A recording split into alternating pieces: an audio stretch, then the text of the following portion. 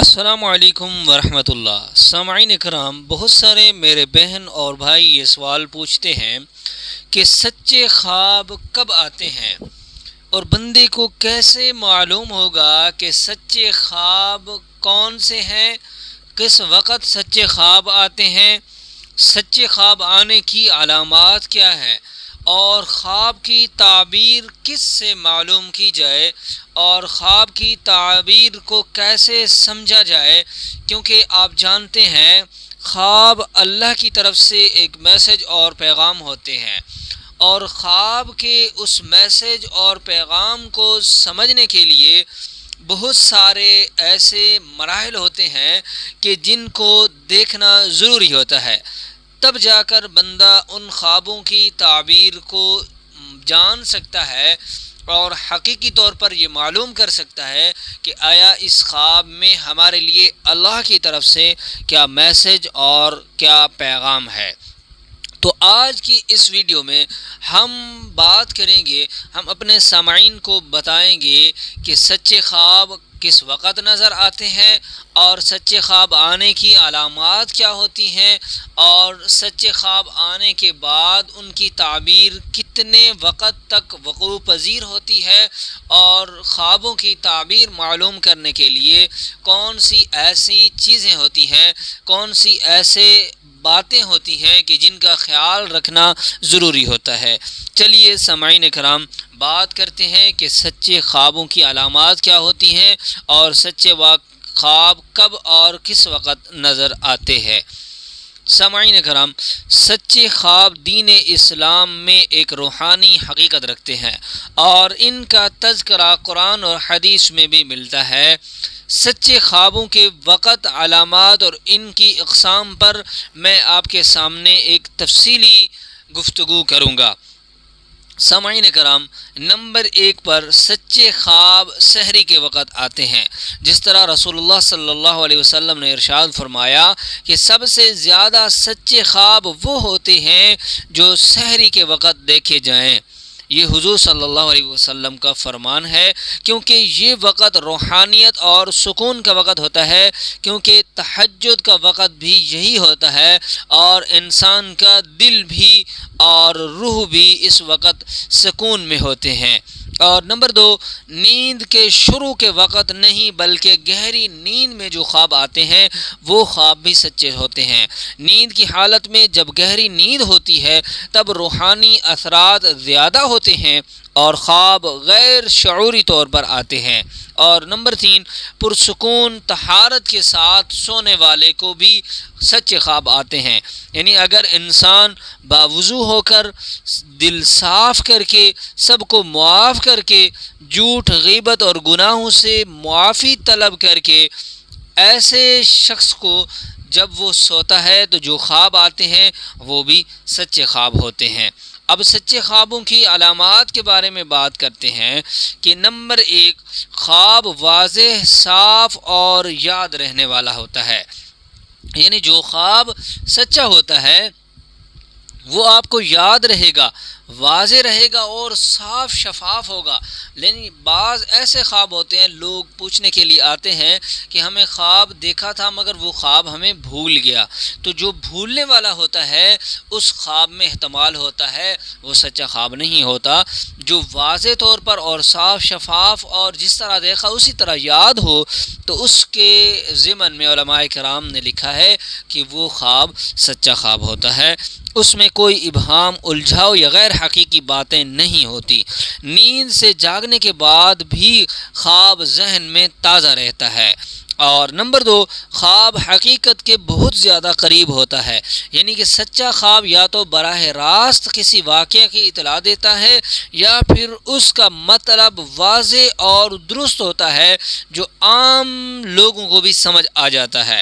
Number 3، خواب میں دل کو سکون اور اطمینان ملتا ہے، یعنی خواب دیکھنے کے بعد دل خوش ہوتا ہے اور اللہ کی طرف رغبت پیدا ہوتی ہے۔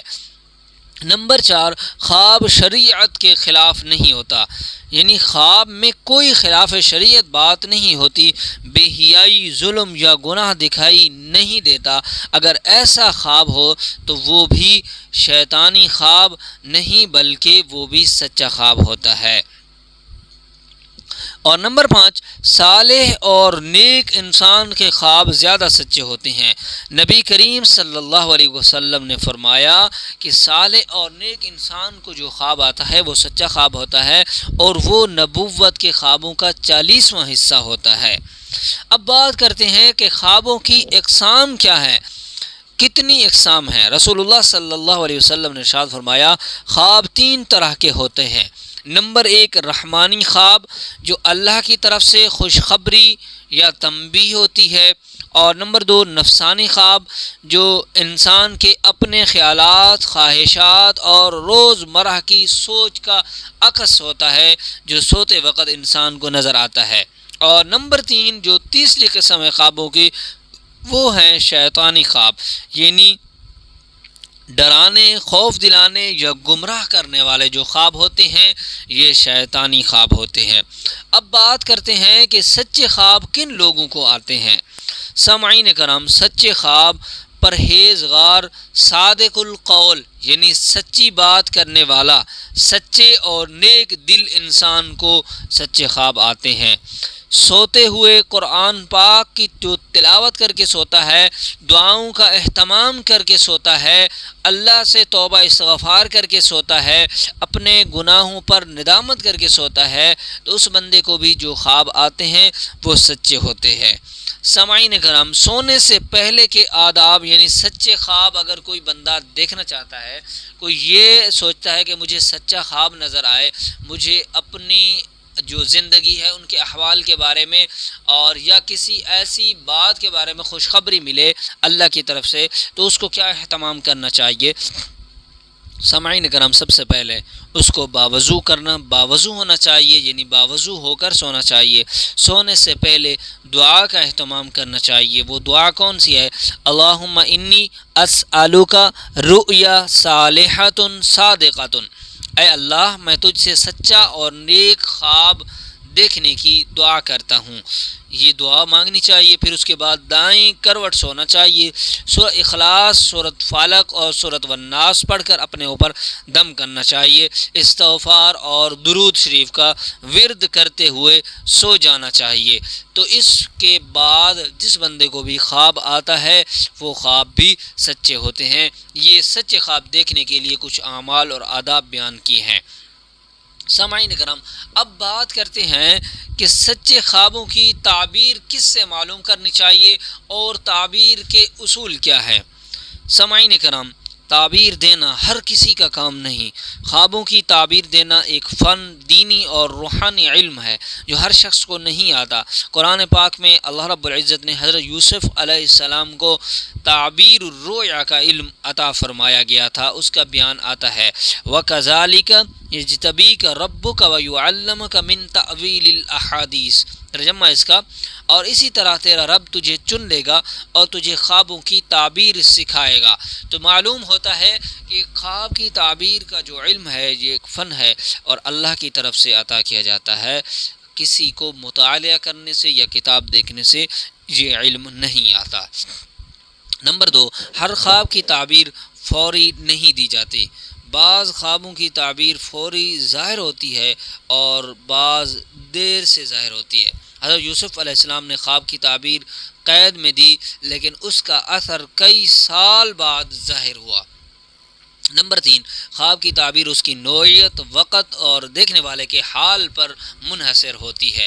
بہت سارے لوگ یہ پوچھتے ہیں، جب خواب کی تعبیر پوچھتے ہیں، ہم ان سے زندگی کے احوال پوچھتے ہیں، تو وہ یہ چیز محسوس کرتے ہیں کہ آپ یہ کیوں پوچھ رہے ہیں، حالانکہ ان کو اس بات کا علم نہیں ہوتا۔ جو خواب کی تعبیر دینے والا بندہ ہوتا ہے وہ صاحب خواب سے اس کے زندگی کے احوال، اس کا کام کاج معلوم کرتا ہے، تاکہ وہ ان تمام مسائل کو سامنے رکھ کر آپ کے خواب کی تعبیر کو جان سکے اور آپ کو وہ تعبیر بتا سکے۔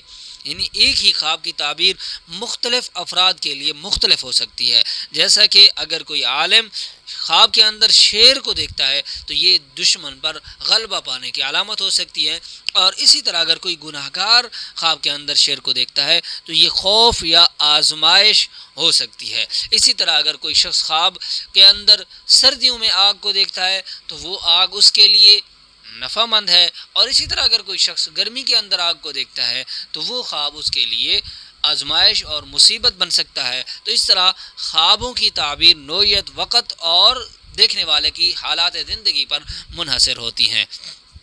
نمبر 4، خواب کو نیک صالح اور عالم شخص سے بیان کرنا چاہیے۔